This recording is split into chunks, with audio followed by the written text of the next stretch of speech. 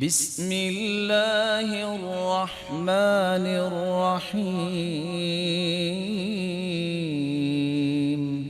آپ صلی اللہ علیہ وآلہ وسلم نے ایک موقع پہ صحابہ کرام کو 3-4 تعلیمات دی، اگر وہ زندگی بھر قائم رہیں تو اس گھر میں بھی کبھی لڑائی نہیں ہو سکتی۔ اور وہ تعلیمات کیا ہے؟ صحابی سے کہا کہ تم ان اللہ لا یستحی من الحق، جب بھی کوئی ایسی بات صحابہ کرنا چاہتے تو یہ آیت پڑھا کرتے تھے جس کا تعلق اس طرح کے مسائل سے ہوتا ہے۔ آپ نے فرمایا تزوج الابکار، تم شادی کرو کنواری عورتوں سے، اور ساتھ اوصاف کیا بیان کیے؟ فإنہن اعزب افواہا، ان کی گفتگو ریلائبل ہوتی ہے۔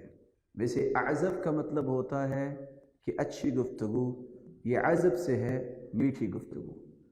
اگر ساری زندگی عورت کو یہ خیال رہے کہ میں نے بصیرت کی بات کرنی ہے، میں نے اچھی بات کرنی ہے، ریلائبل بات کرنی ہے، ایسی عورت کو کبھی پریشانی نہیں ہوگی۔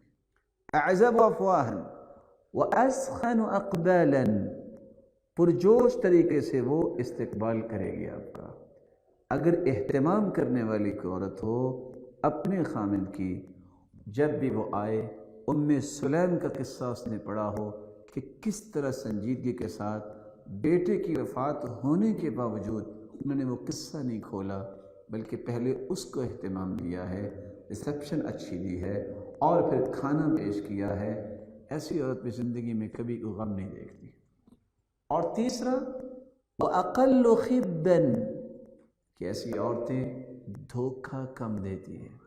اور اگر کسی عورت کو یہ توفیق مل جائے، کچھ بھی ہو جائے، میں نے کوئی بات اپنے خامند سے دھوکے کی نہیں کرنی، اس کو ریالٹی اور گراؤنڈز کے مطابق زندگی بھی اور زندگی کے امور بھی اس کے سامنے رکھنے ہیں، یہ عورت بھی کبھی پریشان نہیں ہوتی۔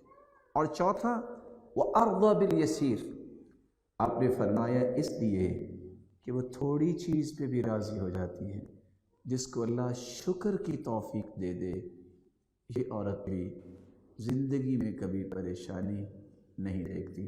رب تعالیٰ سے دعا ہے رب تعالیٰ دین کی صحیح سمجھ عطا فرمائے۔